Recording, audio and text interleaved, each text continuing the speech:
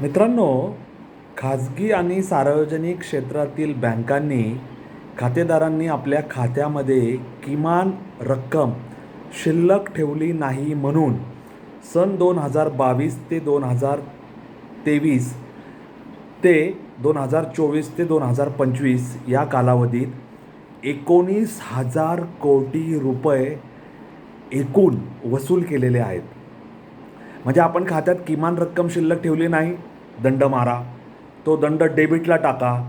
अशा पद्धतीने पैसे गोळा करून करून करून 3 वर्षात या खाजगी आणि सार्वजनिक क्षेत्रातील बँकांनी मिळून ग्राहकांचे 19,000 कोटी रुपये आपल्याकडे वळते करून घेतलेले आहेत.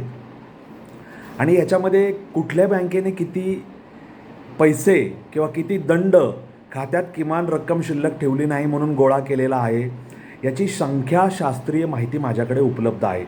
ती मी तुम्हाला सांगतो. आता HDFC ही जी खाजगी बँक आहे, तिने 3,872 कोटी रुपये 3 वर्षात दंडापोटी आपल्या खात्यात वळते करून घेतलेत, म्हणजे वसूल केलेत.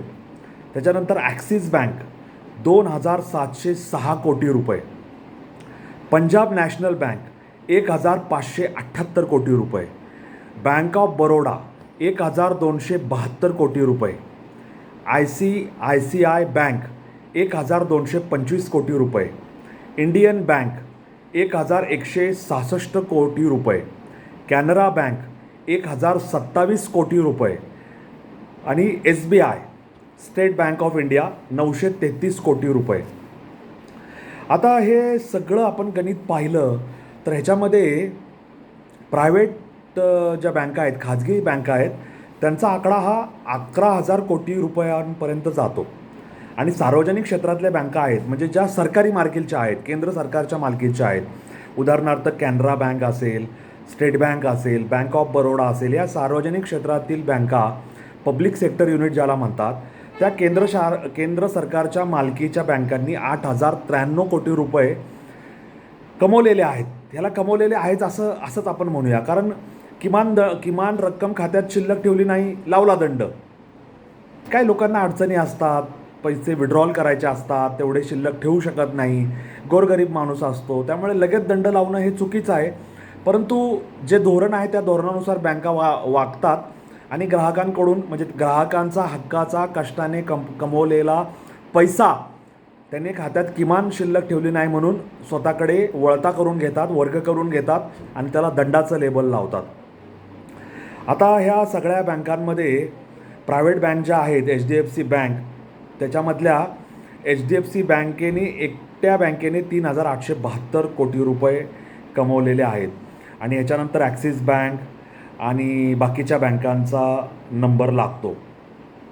आता ह्याच्यामध्ये एक दुसरी महत्त्वाची गोष्ट अशी आहे की काही बँका ज्या आहेत, उदाहरणार्थ स्टेट बँक आहे, त्याच्यानंतर शासकीय म्हणजे केंद्र सरकारच्या खात्यातील ज्या बँका आहेत, स्टेट बँक असेल, आणखी काही बँका असतील, त्या बचत खात्यावर तुम्ही किमान शिल्लक जमा ठेवली नाही तर दंड लावत नाही, पण करंट अकाउंट जर असेल, चालू अकाउंट, त्याच्यामध्ये जर किमान शिल्लक ठेवली नाही तर दंड लावतात, असं त्यांचं म्हणणं आहे.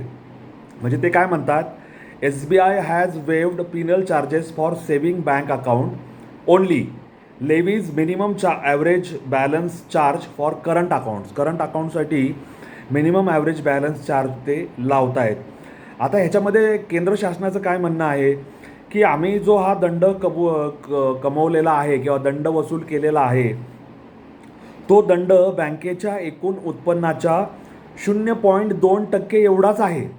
त्यामुळे त्याला उत्पन्न म्हणून कोणी म्हणू नये, हिनवू नये, असं त्यांचं म्हणणं आहे. परंतु तो तुम्ही बँकेच्या नफ्यात दाखवताय, तो दंड वसूल करताय आणि तो दाखवू नये असं म्हणणं चुकीचं आहे ना. शेवटी तो सामान्य जनतेचा पैसा तुम्ही त्याच्या खिशातून कापून बँकेच्या खात्यात जमा केला आणि कारण काय दाखवलं तर खात्यात किमान शिल्लक नाही. त्यामुळे हे जे म्हणणं आहे की 0.2% आहे, त्यामुळे त्याला फार महत्त्व देण्यात येऊ नये, अशा प्रकारचं हे प्रतिपादन आहे. आणि ते मला तरी पटलेलं नाही आहे. तुम्हाला पटतं आहे का बघा. Basic savings bank deposit account जे आहेत, 72 कोटी जी खाती आहेत त्याच्यामध्ये प्रधानमंत्री जनधन स्कीम असतील, त्याच्यानंतर इतर काही खाती असतील ज्याला basic savings bank deposit accounts असं म्हणतात, त्याच्यावर कुठल्याही प्रकारचा दंड लावला जात नाही, पिनल चार्जेस त्याला वगळण्यात आलेले आहे असं केंद्राचं म्हणणं आहे. आणि झिरो बॅलन्स अकाउंटसुद्धा आपण ग्राहकांना उपलब्ध करून दिलेलं आहे असं सुद्धा त्यांचं म्हणणं आहे. आता जी बँक खाती ही व्हल्नरेबल असतात, स्मॉल डिपॉझिटची असतात आणि गोरगरिबांची असतात, त्या बँक खात्यांना प्रोत्साहन देण्यात येतं की त्यांनी बचत करावी, केंद्र शासनाच्या राज्य शासनाच्या विविध योजनांचा लाभ घ्यावा, त्यांना दंड आकारणी करण्यात येत नाही अशा प्रकारचं शासनाचं प्रतिपादन आहे. आता ह्या सगळ्यातून आपल्याला एकच गोष्ट शिकायची आहे की आपणसुद्धा आपल्या बँकेत किमान शिल्लक बाकी ठेवायला हवी, जेणेकरून आपल्याला दंड लागणार नाही. आता झिरो बॅलन्स अकाउंट हे राज्य शासकीय कर्मचाऱ्यांनासुद्धा उपलब्ध करून देण्यात आलं आहे, परंतु बँकेचे नियम लावणार आणि दंड आकारणी करणार. त्यामुळे आपण कष्टाने मेहनतीने कमवलेला पैसा वाया जाऊ नये यासाठी, दंड म्हणून वाया जाऊ नये यासाठी आपण काळजी घ्यायला हवी. मग तो दंड कुठलाही असो, खात्यात किमान शिल्लक ठेवली नाही म्हणून बँक डेबिट टाकणारा दंड असो, किंवा आपण झेब्रा क्रॉसिंगवर चाललो आहोत, उभं राहिलो आहोत गाडी घेऊन आणि कॅमेऱ्याने आपला फोटो काढला म्हणून पोलीस 500 रुपये दंड आपल्या RC अकाउंटवर लावतात.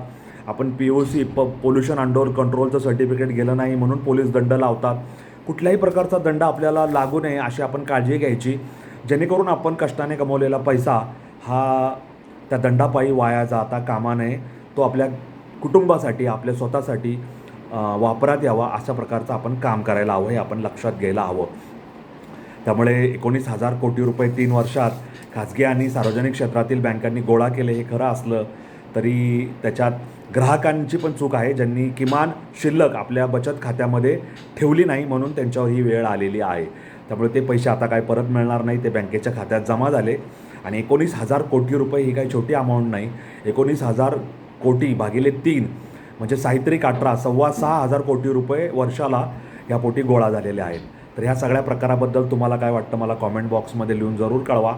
वेगळ्या वाटेवरचे व्हिडिओ, वेगळ्या वाटेवरच्या चर्चा, वेगळ्या वाटेवरचे विषय आणि आपल्याला काही सांगणारं, आपल्याला माहिती देणारं, आपल्या ज्ञानात भर घालणारं असं काही वेगळं तुम्हाला ऐकत असेल तर अनवट वाट म्हणजे वेगळी वाट, मळलेली पायवाट सोडून आपण निर्माण केलेली नवी वाट, त्या वाटेवरचे वाटसरू व्हा, वारकरी व्हा आणि माझ्याशी जोडले राहा, एवढंच मला तुम्हाला सांगायचं आहे.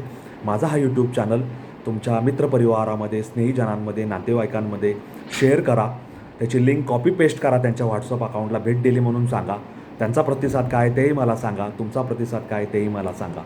या नोटवर तुमची रजा घेतो. धन्यवाद. जय हिंद, जय महाराष्ट्र, वंदे मातरम, जय श्रीराम, जय जगन्नाथ, जय सनातन. धन्यवाद.